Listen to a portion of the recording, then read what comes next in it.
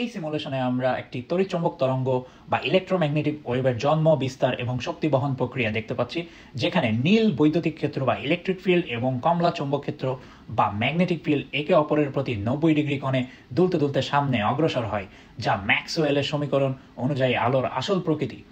তরঙ্গের এই সমন্বিত দলন দেখায় কিভাবে আলো শক্তি বহন করে এবং তড়িৎচুম্বক শক্তি এক স্থান থেকে অন্য স্থানে কিভাবে পরিবর্তিত হয়, আর সামনে চলমান ফোটন সদৃশ কণাগুলো আলোর শক্তি প্রবাহ বা পয়েন্টিং ভেক্টরের প্রতীক, যে শক্তির দিক ও তীব্রতা নির্দেশ করে। এই ধারণাটি আধুনিক প্রযুক্তির ভিত্তি, যা আসলে wifi, 5G, Bluetooth, satellite communication, GPS, optical fibre এবং বিভিন্ন লেজার প্রযুক্তিতে এই মাইক্রোওয়েভ পর্যন্ত প্রায় সব কিছুই তাড়িৎ চৌম্বক তরঙ্গ বা ইলেকট্রোম্যাগনেটিক ওয়েভের উপর নির্ভর করে। তাই আলোর এই দোলন ভিত্তিক গঠন বোঝা মানে আধুনিক বিজ্ঞানের প্রকৃত কাঠামোকে বোঝা। আশা করি ভিডিওটি অনেক ভালো লেগেছে। লাইক, কমেন্টস এবং শেয়ার করবেন।